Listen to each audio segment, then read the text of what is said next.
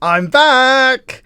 Apologies for no videos for, well, it's been a week now, hasn't it? Apologies for no videos for a week. Those of you who did catch up with all the explanations on my social media, on my vlog channel, in the community page on this channel, obviously you know what's gone on. It's not something that we need to get into here. Thank you for all the kind messages from those of you who did send them, and we should be back to business as normal on the channel today, including a glorious return to everyone's favourite 4 PM release slot. So 4 PM Monday to Friday this week, new Backing the Boro, plus some other stuff around the channel too. And goodness me, is it good to be back. Hello and welcome to part 123 of Backing the Boro. I'm Kev, and coming up on today's episode we have two massive games. They're two not playoff games, but games against other teams fighting for these playoff positions. We're at home against 5th place Swansea, away against 4th place Crewe, and we're currently in 3rd place. It's also the Christmas fixtures, so the 18th and the 26th of December 2032. And since you were last with me, we've been in rather incredible form. If the game lets me show you that. I mean, this is handy, isn't it? There we go. I thought for a minute there my first video back was going to be a disaster. But there you go, we've been in good form. We had a pretty rough spell of form. 4 straight defeats in the league was a bit of a disaster, culminating... Was it at the end of the last episode? In fact, no, we lost one more after the last episode, but then we've gone on this run of wins, 4 wins in a row, plus that draw against Blackburn in the last game. Hopefully we're not going to do 4 draws in a row now, because we are back in and around the automatic promotion places at the moment. We find ourselves 3rd place in the league. Apparently none of the buttons work today. Do we get to sit? I mean, this is not acceptable. One moment. Right, game restarted. Let's try this again. Of course, game restarting means it's going to absolutely ruin my my winning streak that I was on, my unbeaten run. So we're going to lose both of these games now, all because the game decided to ruin me. Let's see if we can actually look at the league table. Now we can, and that's where we sit. After 21 games, we're just 1 point behind Huddersfield. We are 6 points behind Leeds, but we have a game in hand on them. They played their game earlier on today. So we're going to hit the halfway point of the season in this episode, and we're still in and around the promotion picture. A playoff finish this season would be awesome. There you go. I'll go out there and say it. We want a playoff finish, and we kind of need it too, because our finances, we're already £2 million in the red, predicted to be over £6 million in the red by the end of the season. We can't really afford to stay in the Championship any longer. We need that Premier League money. So this is going to be the team we put out there today for the first game at home against Swansea. We've got Hugo in goal. A back four of O'Brien, Sawyer, Taggart and Ashworth, with Barber, Allen and Anderson in midfield, and Richardson in behind Ruggles and Wheatley. We have gone back to the 4-3-1-2. We continued with a 4-3-3 for one more game, but in the end, those 4 straight defeats that we had, they were all using a 4-3-3. We went back to the 4-3-1-2 and were unbeaten in 5 games. So I think that tells me that we probably need to be using the 4-3-1-2 for the remainder of this season. Maybe if we do manage to sneak a promotion up to the Premier League, maybe we'll have to review that tactic when we get up there. But then we have said that after every promotion, and ultimately the tactic that ends up being successful is always this one. Even if we have a rough year with it, like we did in the relegation season, that was just because our players weren't good enough. Right, Richardson off the post almost straight away. We are 9 minutes into the match, but it was the first highlight of the game, and it cannons back off the inside of the post. But it is still 0-0. We've dominated the first 15 minutes of this game. 60% possession, 7 shots already. We need to make some of this pressure count. And it's Anderson over to Richardson, who loses the ball. And now Leeds have got... It's not Leeds, it's Swansea. Why am I saying Leeds? Leeds are top of the league. That's why I'm distracted by them having a 6-point gap at the top of the league. And it's O'Brien in a crossing position, but plays it infield to Barber. And it's now with Allen and Richardson again. Richardson's been very involved early on, and it's fallen to Anderson. And I thought he'd scored there. Commentary at the bottom of the screen says absolute sitter. That's our first clear-cut chance of the game gone begging. And it falls to Anderson again, and it goes through to Kent Wheatley. And he finally does break the deadlock. It's an assist for Anderson. 1-0 after 16 minutes. And that does put us up to 2nd place as things stand right now. 3 points behind Leeds. And still giving it some welly, trying to stay in this automatic promotion picture. Never mind the playoffs. We are playing some good football at the moment. And Wheatley has been a massive part of that. Lee Hugo has made some incredible saves recently. Wheatley almost grabbing a second, and that's another good chance that's gone begging. One thing that we are doing that's a little bit different from previous seasons, we don't have a standout scoring loads of goals striker. Before this match, Wheatley and Ruggles were joint top scorer on only 8 goals each after 21 games. So we don't have one guy who's scoring all the goals, but as you can see from our goal difference, when we go back onto the other screen that shows goal difference, I know I could widen that one, I ain't widening it.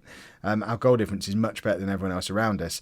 Not necessarily because we've scored loads more goals than they have, although we are scoring goals, but the goals are more spread out around the rest of the team. But we're actually a lot better defensively than we've ever been before, because Hugo has suddenly decided he's a proper goalkeeper and is playing really well. We had one of those, Wheatley with another finish!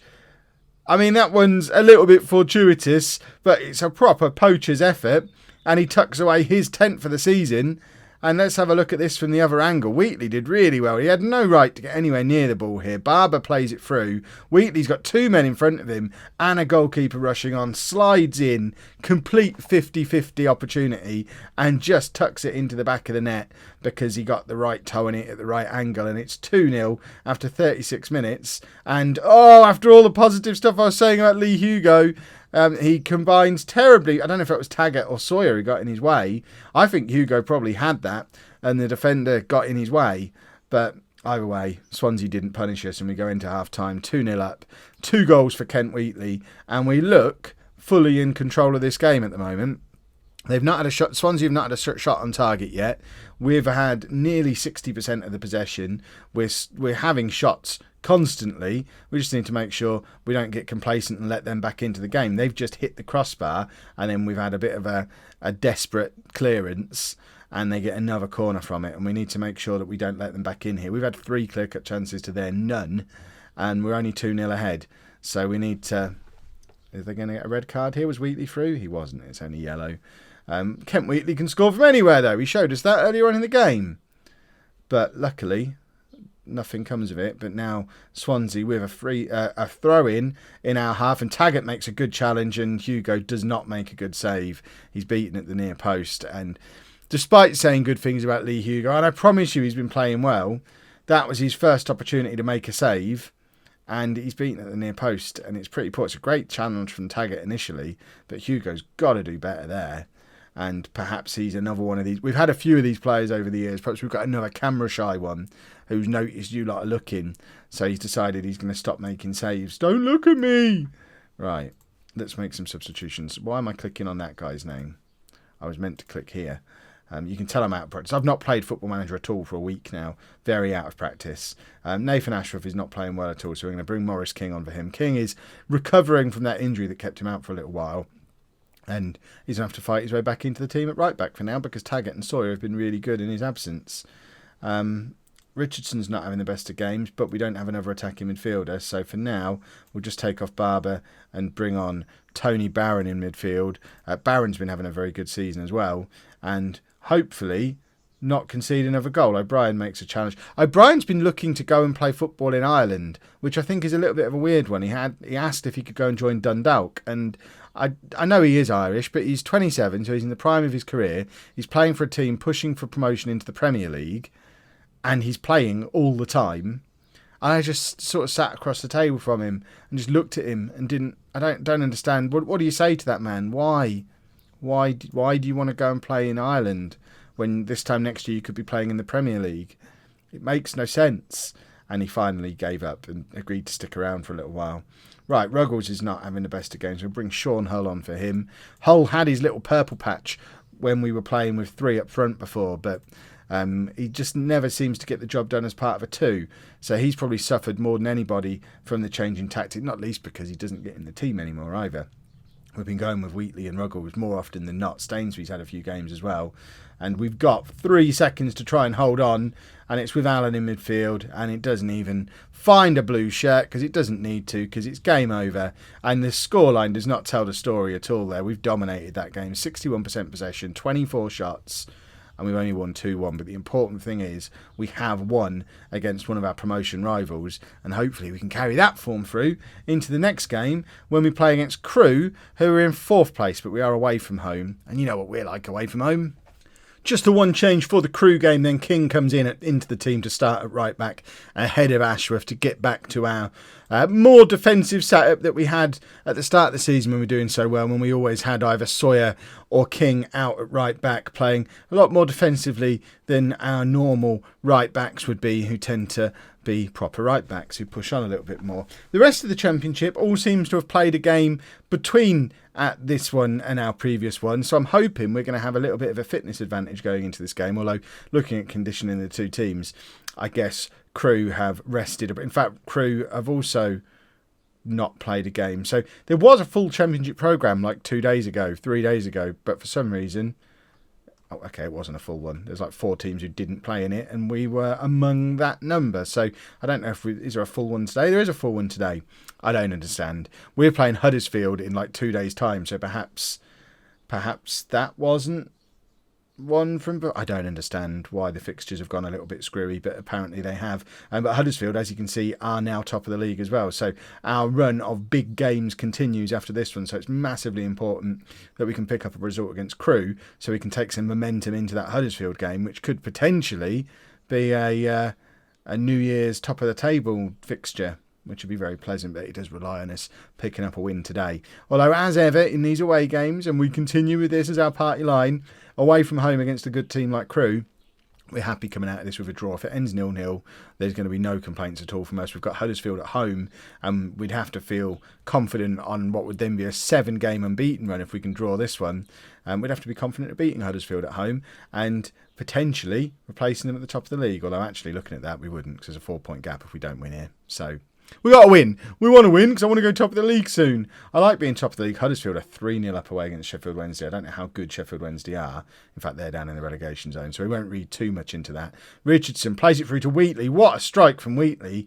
But I don't even know if it was wide or over or what happened there, but it properly gave it some welly. And Tommy Taggart has just put us 1-0 up from a corner. I wasn't even commentating because it just happened out of nowhere. Corner comes in from Richardson, and Taggart, despite having 3 red shirts around him, rises above everybody, nods it into the back of the net, and we're 1-0 up after 56 minutes, and Taggart's weighed in with another very important goal. We desperately want... There you go, Lee Hugo made a save. We really want to sign Tommy Taggart permanently in the summer. I don't know how realistic it's going to be, but I would very much like to make him a full-time permanent Nuneaton player. I suspect it's something that only has a chance of happening if we're a Premier League team, though, because it seems pretty clear he's going to be a Premier League player if he's not already at that level. But it was very nice to have him as part of our squad. I'm not even sure if we've got him on. We might even have him on loan for another year after this one yet. So that then becomes less urgent to sign him permanently, although obviously... Look at Kev talking as if he's going to get promoted. But if we do get promoted, you're only allowed 2 domestic loan players in the Premier League? So we've got Taggart, we've got King. Have we got anyone else? Kent Wheatley as well. So they're 3 key players. So at least one of them's got to sign permanently if we go up. Dan Fisher hasn't played for ages. Still not broken the record, but we'll give him the opportunity to try and do that today. And Anderson's not having the best game, so Barron can come on for him and play in that Mazzala role. But Dan Fisher, I don't think he's scored yet this season. Or if he has, I don't remember it. So he still needs a few goals to try and break the record. We'll give him game time as and when we can squeeze some game time in. Ruggles isn't playing well either. We'll bring Afsharian on for Ruggles, get Fisher over to be the target man, where he scored the majority of his goals for us as a target man. Fisher and Afsharian has been a good partnership for us before, at this level even. But I don't know, Dan Fisher, perhaps he's still only like 28 years old, but I think he's just getting on a bit now. Same as James Ball, who he's fit again. He's just not good enough to get in the team at the moment. So he's broken the record and kind of drifted away. Whereas Joshua Sawyer's sat there now, probably 20 games away from the record, firmly established as a starting centre-back for us. I don't know if he's got enough games to break it this season, but you would certainly expect Josh Sawyer to be the next person to break the all-time record appearances because James Ball's just not playing. That's a bit of a blow in the last 30 seconds of the game. Could have done without that. I mean, it's not a disaster, but once again, Lee Hugo, who I've been talking about glowingly and has been playing brilliantly, you have to question what he's up to here. Cross comes in and Hugo's just nowhere. He was just nowhere near that. Maybe you could argue that between Taggart and Sawyer they should have dealt with it, but it would have been nice to have Hugo at least defending his goal. Right, have we got the chance for a really late winner? It's forward to Dan Fisher. Finds Fisher again. There's no time left. But Afsharian's in a crossing position. Has he got time to make the cross? He hasn't. He gets tackled, and that must be it now. Although we've won the ball back again, and it's with Barron. Don't blow yet, referee. Richardson plays it to Fisher. Fisher out to O'Brien, who can't get there. Can we have a big, deep cross? No, he plays it in field to Allen with Richardson. Barron now, and that is that now. King didn't get there anyway. But 1-1's not a disaster. We said a draw would be okay in that game, and now we just have to go and beat Huddersfield, which will be fine. If you've enjoyed that, please make sure you leave a nice big thumbs up on there for me. Subscribe to the channel for daily videos again. They finally start again today. And thank you very much for watching.